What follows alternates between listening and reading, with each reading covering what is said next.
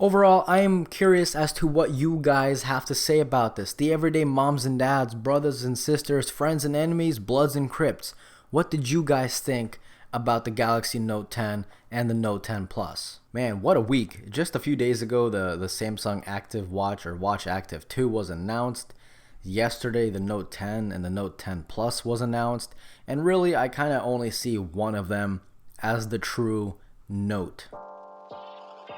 Actually, I misspoke. There's actually three new models: the Note 10, Note 10 Plus, and Note 10 Plus 5G.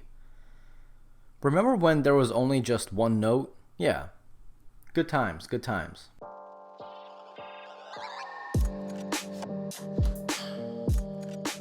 So just a quick rundown for anyone who didn't watch the Unpacked event or were oblivious to the leaks and rumors. Here's a quick rundown of what each phone has. The Note 10 will have a 1080p 6.3-inch screen, 8GB of RAM, 256 gigs of storage, 25-watt fast charging, and a 3400 mAh battery. The 5G model of the Note 10 is only in Korea, so if you live anywhere outside of that and you order a Note 10, the Note 10, the standard one, not the Plus model, you will not have access to 5G. You have to go up to the Note 10 Plus. The Note 10 Plus will have a 1440p 6.8-inch screen, has an SD card slot, up to 12GB of RAM, up to 512GB of storage, up to 45 watts of fast charging, a 4300 mAh battery, and is 5G capable. None of them have a headphone jack, so take that for what you will. Now, I'll go ahead and say this right now. It is literally, it's literally pointless to get the Note 10, the standard Note 10. It's so pointless, and here's why. Let's compare it to the S10 Plus, okay? The S10 Plus has a 1440p display, right? And again, the Note 10 has a 1080p display. The S10 Plus also has a bigger battery at 4000 mAh versus 3400 mAh on the Note 10. And guess what? The S10 Plus has expandable storage. The Note 10 doesn't. The S10 Plus can also go up to 12GB of RAM and 512GB of storage. And the Note 10 can't do any of that. Literally none of that. None. In fact, I looked it up and I'm looking at it right now. For $847, you can get the S10 Plus 512 gigs of storage, 12GB of RAM, ceramic black for $847. Literally all of those specs is better than the Note 10, which is about $100 cheaper at base price. Just to throw a little salt on the wound, even the S7 Edge has a 1440p display. Okay. So see where I'm getting at? The standard Note 10 is literally only for people who need that pen. I mean, they will die for the pen. They need it a lot. They need it like I need coffee right now. But I still don't think it's worth it. I'm sorry. I mean, you might as well just cough up the extra cash, get the Note 10 Plus, or just get the Note 9. Even that, arguably, is better than the base Note 10. I mean, no, it's not even arguable. It is better. I mean, it literally almost in every single scenario, the Note 9 is better than the Note 10 base. I don't know. Oh my god. Now, one cool thing they did kind of introduce is this like 3D scanning type of thing. Like I think they 3D scanned a bear or a bunny, whatever it was. They scanned it, and then it came to life. Like it was moving along with the people. That's pretty cool. I mean, especially if you got kids, you can bring to life their favorite toys or their favorite nightmares, whatever you want to do with your kids. I'm not gonna judge, but you could do that. You can also 3D print if you have a 3D printing machine, whatever you scan. So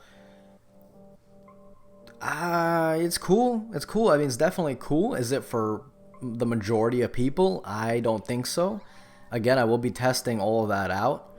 So, I mean, if you're interested, stay subscribed, like the video. Now, another thing they announced, and I think it's pretty cool actually, is a shotgun type of audio. That's not what it's called. It's like, I forgot what it's called. I probably should have done my research. but it's pretty much like having a shotgun microphone inside the phone. So pretty much if you're filming an ultra wide video, the phone will pick up audio from the background at a very wide array, so it'll match the ultra wide, angle camera. So, but if you zoom in on the video, it will only pick up audio from that particular subject. Now, I'm not sure how well it works, but I'm definitely gonna test that out. But it's pretty cool. It's pretty awesome, because imagine you're going to a concert. You got an idiot yelling right next to you. You want to capture a video, but you don't want him in the video. You can just zoom in on the whatever who you're watching, and it'll only capture audio from that particular subject.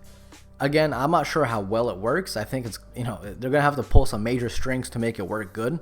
But I can't wait to try that out, because that is honestly really cool. I will also be testing the new and improved S Pen, which is pretty much, it's gonna make you feel like Harry Potter, because they put in a new gyroscope into it. They put in an accelerometer in it. So now, like, if you double click the button or click and hold, and the camera pops up on the phone, you can flick your wrist and everything and control the camera layout with the wand. And you flick it up, it'll switch and go into the rear camera, or flip it up again, it'll go back to the front facing camera. And then, oh, by the way, if you also zoom in, you can zoom in by twisting your arm, at a particular angle or whatever. I don't really care for that. I think it's cool for some. I like Samsung that they're giving us options, and we pick and choose which one we like. That's pretty cool. So I can't hate them for including that. I just don't think I'll ever use it, apart from the video review that I'll do. But it's pretty cool that Samsung's actually opening the APK to the Magic Wand for third-party developers. I think YouTube is already on board, so you can take the pen out of the phone, put the phone on a stand, watch a YouTube video, and you can actually control. You can scrub through the video using the pen. You can play and pause with the pen. You can lower or higher the volume with the pen without even touching the phone.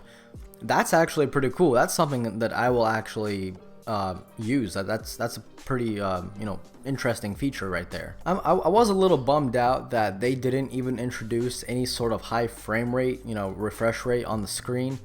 The OnePlus 7 Pro has a 90 hertz display. The ROG phone has a 90 hertz display. And I didn't see this one coming.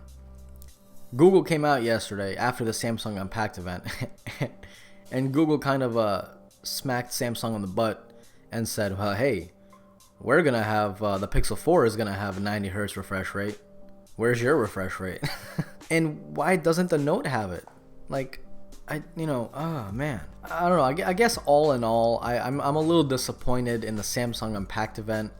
It was pretty cool. It has some cool, little features, but are those features worth, $1,100? I think if you have the Note 9, definitely stick with it. No doubt about that. The Note used to be the phone that literally rocked its entire competition, but now it kind of looks like it's kind of hovering in the same spot, maybe going down a little bit.